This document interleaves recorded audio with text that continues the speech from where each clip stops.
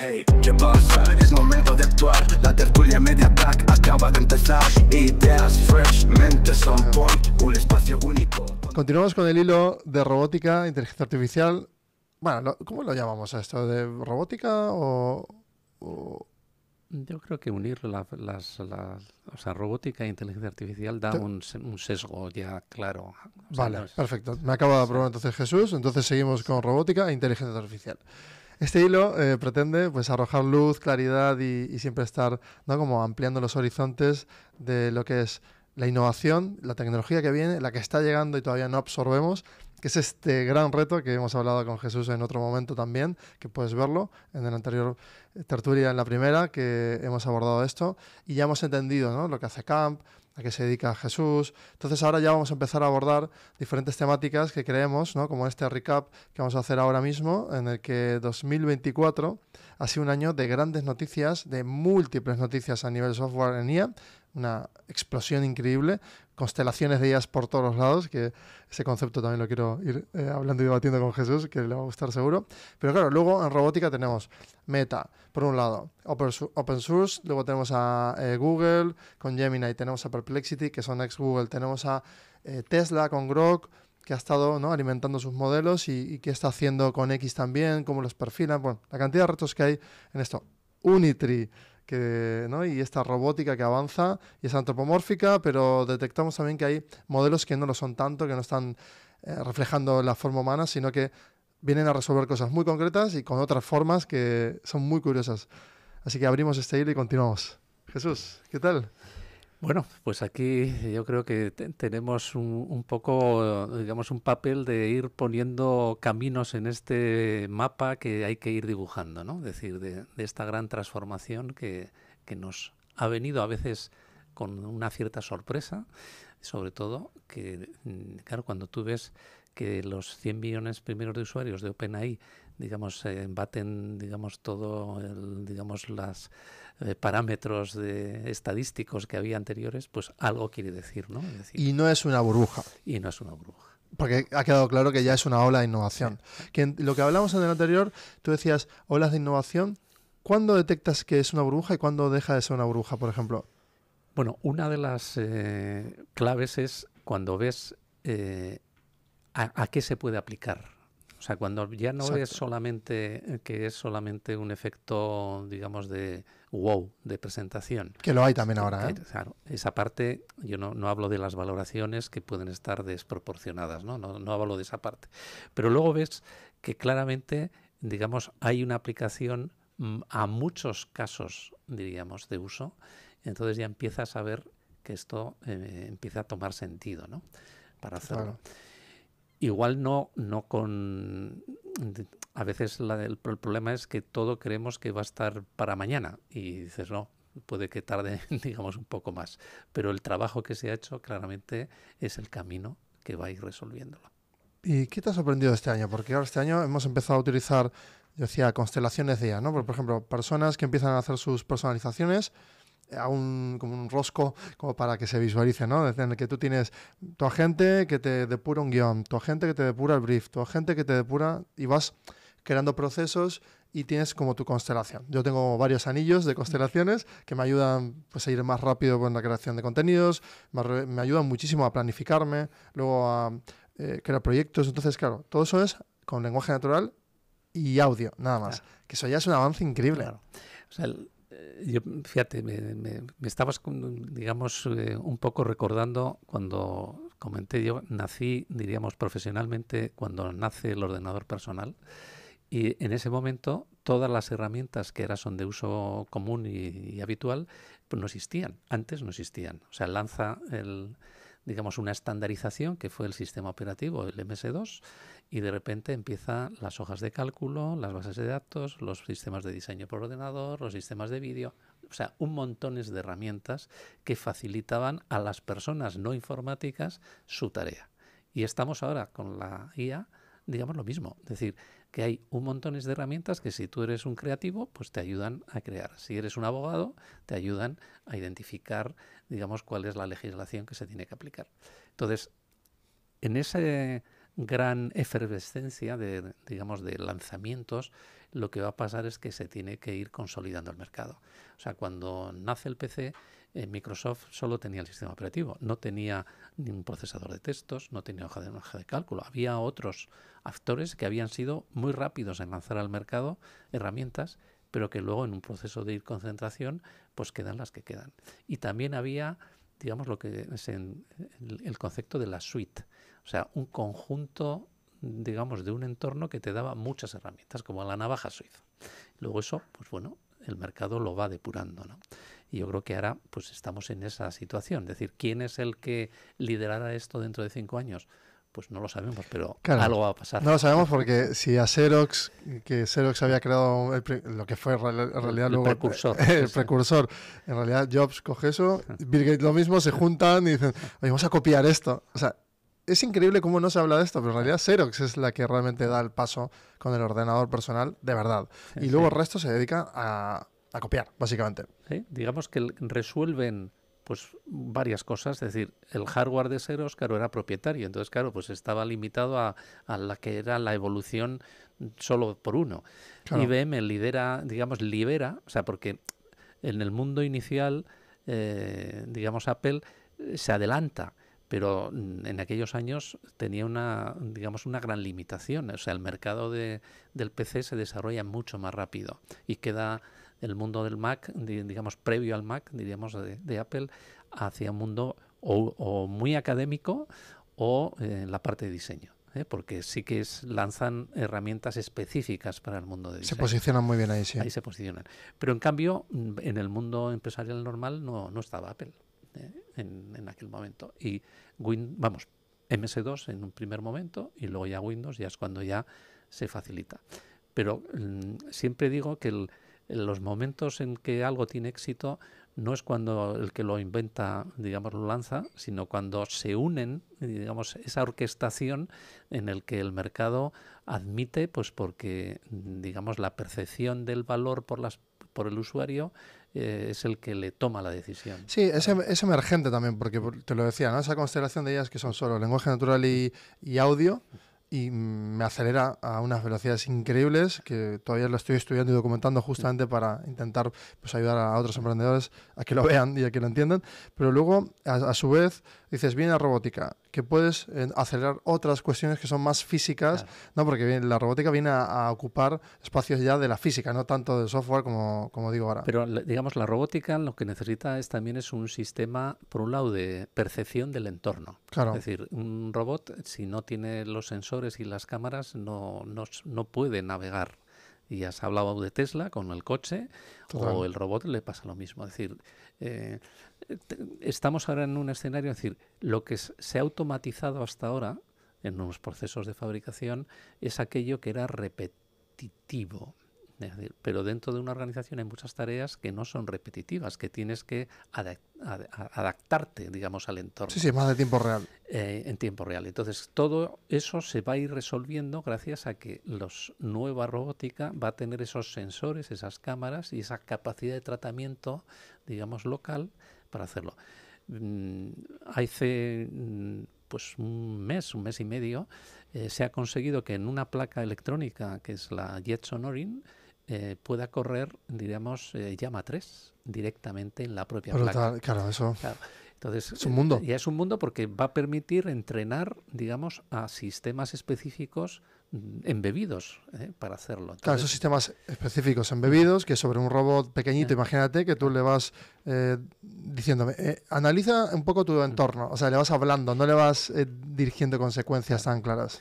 O sea, el concepto ese, la interfase natural, digamos, exacto, con las personas, y que además el propio robot se adecue, digamos, la tarea porque, digamos, comprende el entorno, es decir, esa comprensión la va a dar esa percepción basada en los sensores y el análisis que gracias a los modelos preentrenados le va a permitir tomar las reacciones adecuadas. Bueno, ahí hay mucho trabajo también de prompteo, de decisiones anteriores y posteriores de analítica de la persona. Es decir, la persona va a estar viendo cómo se desempeña, luego va a haber mantenimiento también, hay que cuidar ese hardware, hay que ver cómo se relaciona con el entorno, no solo en la parte de hardware, de software, perdón, sino de hardware. Entonces, el humano va a estar ocupando un espacio con un pelín a un lado, pero todo el rato, ¿no?, guiándolo, como si fuera un niño. Digamos que estaríamos, el ejemplo del Roomba sería, digamos, la aplicación más simple de lo que entendemos por un robot que hace unas tareas en un domicilio. Claro, sí, sí. Pero no tardaremos más de un año en ver soluciones muy adecuadas para ayudar en la cocina, para ayudar en la limpieza, pero no digamos, del suelo, sino en la limpieza de cualquier cosa. Sí, sí, este año ha sido, pues esto es un recap, ¿no? Entonces este año, 2024, ha sido el año de modelos, como llama, que se abren, una explosión de súper específicas startups que resuelven cosas muy concretas a nivel software y, ¿no?, te ayudan en una tarea son muy específica. Especialistas Sí, que han especialistas. resuelto, decir, bueno, si lo que quiero es el tratamiento de fotografía, pues cómo me lo aplico a fotografía. Sí, Resize, por ejemplo.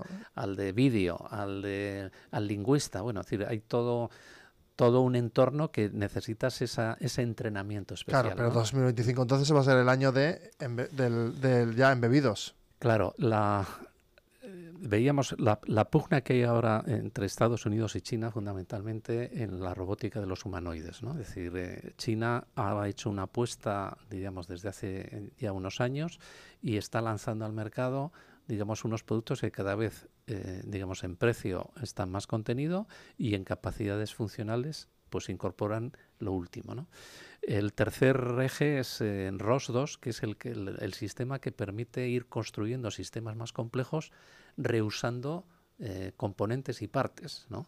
Y eso es lo que idealmente va a dar pie a que emprendedores creen, digamos, ya soluciones ad hoc adecuadas para una tarea. Es decir, cogen un producto estándar, lo complementan con algo más y entonces ya resuelve unas tareas. Hablándolo más todavía traducido, es o sea, dos equipos, ¿no?, de personas dicen, oye, vamos a juntarnos para crear de este robot, productizarlo con software, que en realidad estás generando unas reglas para un contexto, que sería el producto, y ese contexto puede ser, por ejemplo, clínicas estéticas, ¿vale? Un robot que solo haga este tipo de, ¿no?, y automatice este tipo de procesos de una clínica estética, masajes. Es decir, ahí está la cantidad de startups nuevas que se van a ser infinitas también, porque son muchas implementaciones. O sea, en la capacidad justamente de que puedas reutilizar elementos de hardware que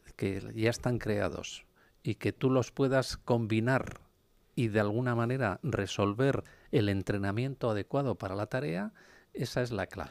Sí, serían los dos commodities. Esos son los ingredientes. Sí, tienes los dos commodities que están por debajo de base, que son los modelos propietarios de IA de las grandes empresas y los desarrollos de hardware que ya están tan avanzados que tienen ya sus plataformas, es decir, ROS y demás, y se vincula ahí, y ahí viene el mundo del negocio con las ideas para ajustar el contexto. Fascinante.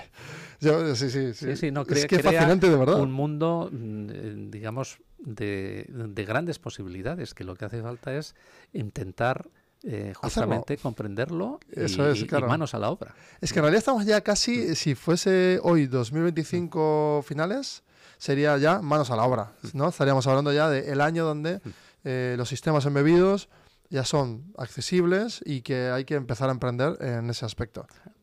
Así lo creo. Vamos a ver entonces el año que viene si esto se cumple. La idea.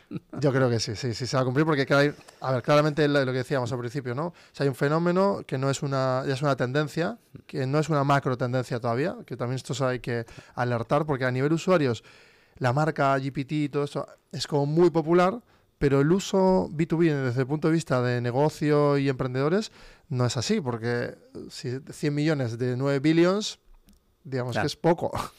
Hombre, ahí hay una parte también compleja, también desde el punto de vista de el cumplimiento, desde el punto de vista de la seguridad, de los datos, la protección. Bueno, digamos que todas esas reglas se tienen que ir aclarando, ¿no? Es decir, si yo trabajo OpenAI y toda mi información se la doy a OpenAI o cómo lo voy a gestionar? Pero eso se puede hacer en realidad. Se pone ¿no? como una especie de middleware donde se securitice y podemos salvar esto. Y aparte a nivel regulatorio va a pasar. O sea, tiene que pasar. Tiene que pasar. Tiene que pasar, ¿no? Es que ahí no hay discusión porque es que si no es todo el conocimiento de todas las empresas de un país más todo el conocimiento de lo que piensa la gente de un país entero. Sí, en manos de una empresa, sí.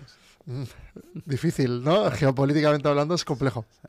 Sí, sí. Bueno, ese es el reto ahora, ¿no? Claro. Ahí es donde se tiene que ir trabajando en paralelo, pero lo que sí es cierto es que lo que yo digo, enfrentarte al reto de un folio en blanco antes de o ahora no tiene nada que ver. Para nada, decir, muy bueno. Te hace, digamos, un esquema, es decir, el esquema básico que luego ya puedes darle tu personalización, ¿no? Pero digamos que hay un trabajo que te ha ayudado grandemente. Un diseñador de producto de Google decía, el otro día estaba escuchando en el podcast de INNIC, que también me encanta, y decía, claro, ahora una landing, o sea, si yo veo una landing que está hecha medio, ¿no? con poco mimo, o sea, no me lo creo.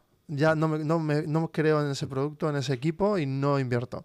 ¿Por qué? Porque se ha comoditizado bastante la base del buen gusto, vamos a decir, ¿no? A nivel funcional, a nivel estético. ¿Por qué? Porque está Canva, Figma, es decir, un montón de funciones ya que te permiten, lo que dices tú, ¿no? No estar en folio en blanco y no estar teniendo que pasar toda esa barrera de entrada de la inspiración, las capacidades, ¿no? tan físicas del diseño y sobreinterpretación. Es más el campo que la propia interpretación de pensamiento original, que es lo que dices tú, es decir, ahora ya no hay excusa. Sí, ¿no? Es decir, que tienes, digamos, unos caminos que luego decidirás cuál coges, pero que el tienes, camino está. Eso es. Muy bueno. Muchos puntos de base ya sabes, es decir, voy por aquí, voy por allá. Hablando de mapa, que lo decías al principio, entonces tenemos el mapa, tenemos Meta por un lado, hablábamos también de, Tesla, ¿cómo lo has visto todo el lanzamiento de este año de Tesla? Bueno, ahora lo sorprendente es que yo creía que estaba más avanzado en la parte sobre todo de la robótica humanoide y se ve que, digamos, tienen que seguir trabajándolo. Es decir, no han conseguido, digamos, ponerlos solos, ¿no? Estaban telecomandados en la presentación. ¿Está confirmado esto? Está confirmado. ¡Ay, qué pena! Bueno, en realidad lo que ha hecho es una ventana de futuro para ponernos ahí mentalmente. O sea, digamos que se ha dado un tiempo, porque dice, en el mercado estarán en 2026. O sea, tienen un año. Dijo 27 también, ¿eh? Lo digo. Se va arrepintiendo.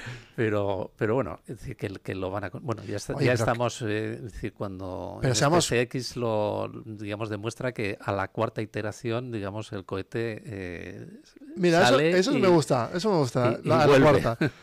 a la cuarta iteración, que por cierto, ¿no? ver el fuselaje de ese cohete volver, a mí me ha emocionado. El tamaño que tiene ese bicho, claro. No, claro, es que la gente yo creo que no se ha parado ni a pensar lo que ha pasado ahí. O sea, ese vídeo se ve como un trozo volando. No es un trozo. O sea, es un edificio. Es un edificio, literal. O sea, a mí me emociona muchísimo. ¿Cómo lo estás viviendo tú, este año tan inspirador, tan reboot?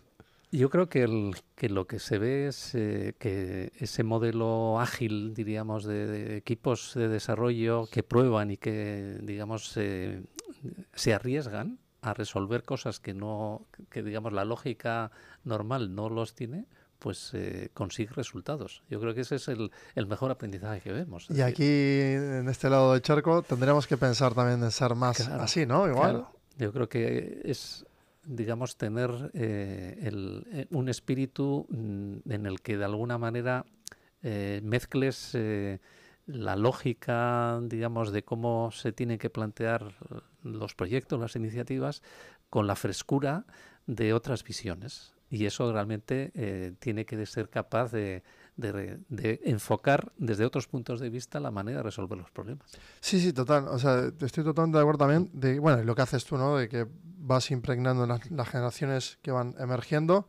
Esa idea que hablamos en el anterior episodio de, sobre todo, pensamiento lógico abstracto, tener como todo el arco, desde software hasta hardware, todo el arco, y obviamente la creatividad en el medio también tiene que, en todos lados, la creatividad, que parece ser esa es otra, la creatividad. O sea, hay que estimular que la creatividad debe de estar tanto en hardware como en software, como en proyectos, que hay una cuestión ahí. Yo creo que lo que es O sea, si sabes utilizar las herramientas, hay muchas ya a disposición. Es decir, antes era todo mucho de ser un buen artesano para hacer esos primeros prototipos. Ahora hay muchos servicios que te proporcionan las cosas. Si tú tienes una idea, se lo puedes encargar por muy pocos dólares que te hagan, digamos, el circuito adecuado para resolver el problema. Eso en el mundo del hardware, ¿no? Es decir, que el mundo del hardware está, digamos, para que no los ingenieros de electrónica sean capaces de meterse, sino que las personas de negocio digan, oye, yo necesito esto.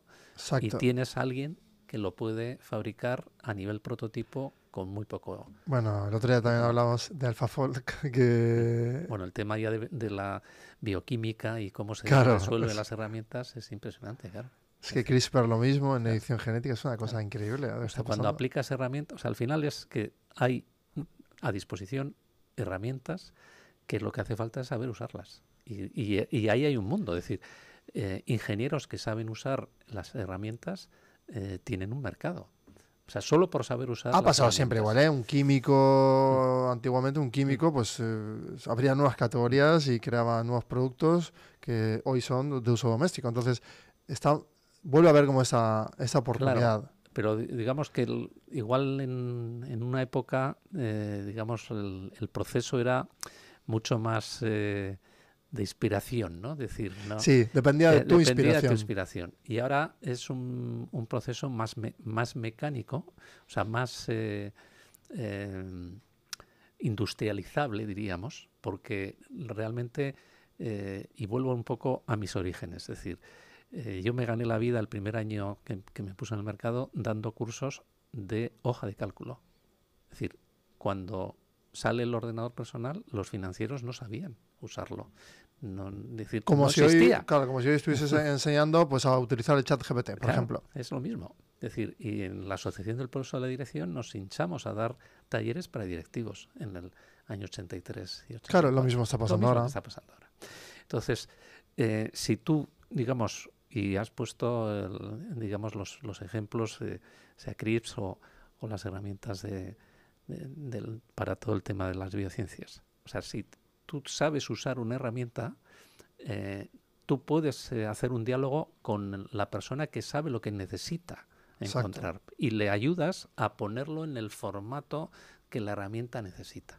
O sea, necesitas especialistas de uso de herramientas que hagan de apoyo, digamos, a las personas que tienen las ideas. Aquí hay un reto más quizás en esta fase del intrusismo, ¿no? Lo veíamos igual en el mundo musical, que cuando se empiezan a mezclar como estilos musicales con sesgo cultural, por ejemplo, diferentes orígenes y sitios, y se hablaba del intrusismo. O cuando un periodista saltaba a hacer otra actividad y se hablaba del intrusismo. No hace mucho tiempo. El intrusismo era algo que lo hablamos hace 8, 10, 15 años como un problema de por qué salta esta persona especializada en algo a hacer otra cosa.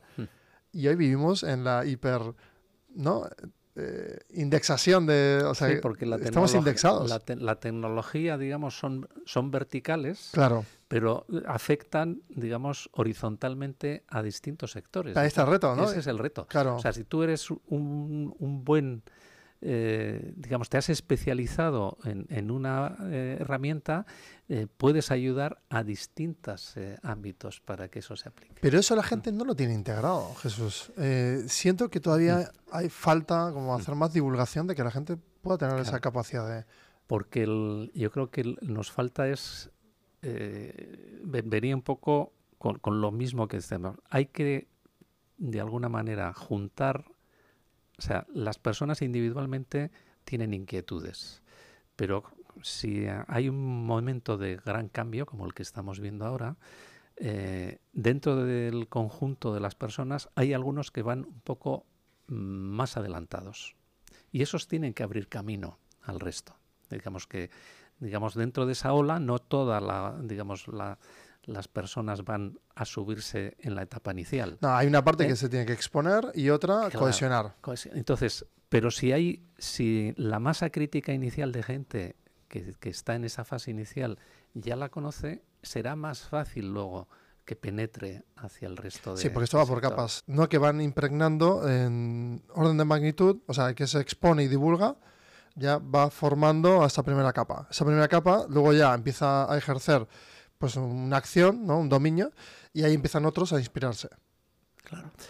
O sea, bueno, porque se ven los resultados de las aplicaciones. O sea, es decir, la gente Claro, digamos, se moviliza cuando dice, joder, si esto lo he visto, que esto que es mi competidor y está usando esto y mira tú, o mi competidor, ¿no? Para hacerlo. Entonces yo creo que faltan las experiencias. O sea, la gente aprende por experiencias cercanas.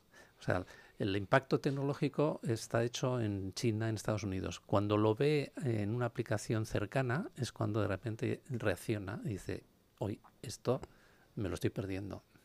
Claro, cuando veamos en centros, por ejemplo, en museos o centros educativos, robótica que está recibiendo a las personas, ¿no? O sea, un humanoide o no, o un bichito que se cree y alguien lo productice, ¿no? Poniéndole un brazo más, como para hacerlo más llamativo. Es decir, la capacidad ahí es muy creativa, muy diferente, y cada centro va a empezar a competir por tener sus dispositivos o personalizados, desplegados por ese territorio que es el espacio.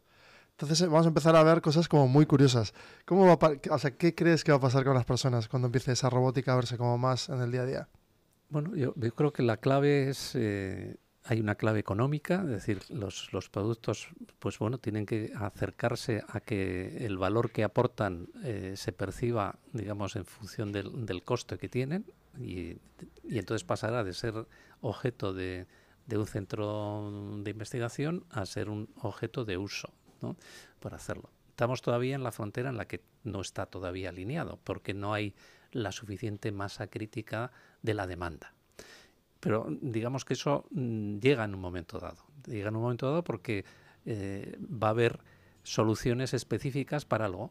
O sea, cuando Rumba lanza el producto, pues dice, la gente lo compra y costaba mucho más que una aspiradora de mano. Pero dice, oye, me quito el tiempo y el tiempo lo quiero dedicar a otra cosa. Bueno, pues empezaremos a ver probablemente en ámbitos más profesionales, y no la parte doméstica será una segunda oleada, pero todo aquello que implica labores de trabajo, digamos, el mundo de la limpieza, pero limpieza digamos, en las instalaciones, en las oficinas, en los hospitales y demás. Bueno, hay una gran, digamos, bolsa que va a haber soluciones muy claras. Claro, en este recap de año, o sea, Tesla cuando nos presenta esta ventana de futuro nos dice, oye, que los coches se van a mover todo el rato, no van a estar aparcados en las ciudades y además van a ser limpiados por robots. Van a ser limpiados por robots. Entonces, claro, el hecho de ser limpiados por robots ya cambia todo el paradigma. Dices, claro, esos coches son autónomos, van a estar en constante movimiento, la ciudad se va a repoblar más de vegetación, va a tener espacios rígidos, menos rígidos, más adaptativos para la gente. Y por otro lado tienes el mantenimiento, que ya va a ser robótico también. Quizás es el mantenimiento del mantenimiento donde ocupa la persona el lugar, ¿no? Se va cambiando la capa de dónde se ocupa. Sí, o sea, al final esas tareas que pues eso, mantener un coche, pues es lo mismo que lo puedes aplicar a mantener un entorno, ¿no? Para hacerlo. Y ahí el concepto, digamos, de coste se va a alinear en función del que se resuelva la casuística, digamos, que no es normalizada, claro, digamos, ¿no? Cuando los sistemas sean capaces de adaptarse digamos, a diferentes contextos y digamos, lo resuelvan de forma eficaz, pues entonces se justifica. Digamos, en ese reto de innovación y de aumento digamos, de competitividad, pues se va a ir aplicando. Esa es un poco el que moverá, digamos, la acción que va a mover la palanca, que esto haga que lo veamos y que nos vaya, digamos, rodeando. Bueno, Jesús, yo creo que ahora, dentro de unos días, 20 días o así, te irás Voy al CES, a la Consumer Electronics Show, y ahí realmente yo creo que va a ser... es una feria que las veces que he estado lo que me permite es ver las tendencias. O sea, hay claramente digamos, se va a ver... Sonríes mucho. ¿Por qué sonríes tanto? Te va a gustar reír. Bueno, es viene una fuerte. feria importante. Sí. Es que se viene fuerte seguro, segurísimo. ¿Hay alguna sensación que tienes con respecto a que van a presentar algo potente, alguna, quizás, ¿no? En el día geopolítico decíamos China, Estados Unidos, bueno, Rusia, ¿cómo está en todo esto? Nada, ¿no? No, Rusia nunca va por delante en esta frontera de innovación. Luego habrá gente que son muy brillantes del mundo, Es porque que hay mucho, en programación claro, tienen son brillantes de gente verdad. muy fuerte. Pero digamos no tienen el ecosistema de la industria que le rodee como para que ellos crean soluciones, ¿no? ¿Tienes la sensación de que cuando llegues a esa feria se presenta algo nuevo que te rompa la cabeza otra vez más? Bueno, lo que vamos a ver es aplicaciones en las que diferentes entornos tecnológicos lo vamos a ver en base a casos prácticos. Entonces, el mundo más aterrizado. Eso es, todo el mundo de la innovación, de la realidad aumentada a la realidad virtual. Ahí va a haber, digamos, una oleada de productos y de soluciones enfocadas para entrenamiento, para marketing. Ese es un mundo que realmente ahí se presenta. El mundo de la robótica va a estar muy presente y los humanoides es un poco lo que en este momento, digamos, está... bueno, el mundo drones, drónica también, ¿no? Drones también, sí. Claro, porque... O sea, el tema bueno, al final los robots pueden tener ruedas, pueden tener patas o pueden tener hélices. O sea, al final todo se está combinando. Es decir, esas capacidades... O sea, antes entendíamos que los drones era una cosa cerrada que tenía un telemando. Y ahora, digamos, los drones tienen un sistema embebido que es capaz de tomar decisiones. Al final estamos hablando de lo mismo. Te veo a mí y a ti en un par de años, no muchos, rodeado de robots y rodeado de agentes IA, todo el rato charlando y combinándonos, ¿no? Pues desarrollos y cosas, porque realmente va por ahí, o sea, realmente tener esa especie de laboratorio. Bueno, de hecho en Camp tenéis un laboratorio, yo he estado, y ahí estáis cacharreando todo el rato también. ¿Cómo es eso? Pues, hombre, la manera de poder aterrizar justamente lo que está viniendo es que lo puedas probar y puedas de alguna manera ir combinando. Y esto es lo que intentamos. Yo llamo que mi laboratorio es el equivalente a lo que un chef de estrella Michelin, digamos, prepara para las futuras recetas, ¿no? Esa es nuestra forma de preparar las recetas siguientes que vamos a hacer. Can Roca así lo hizo también y así fueron tan cracks, justamente el otro día estaba viendo cómo lo hacían y tenían un laboratorio per se, solo para ensayo, o sea, en un contexto de fallo absoluto. Es decir, aquí todo falla, hasta que sale algo y lo llevamos a negocio y lo implementamos. Qué chulo, ¿eh? Es así la idea. Muy chulo, muy chulo. Bueno, pues me ha gustado hacer recap. Nos comprometemos a analizar el post-feria, ambos aterrizados de dos zonas diferentes del mundo, así que seguramente estará muy chula esa tertulia que viene.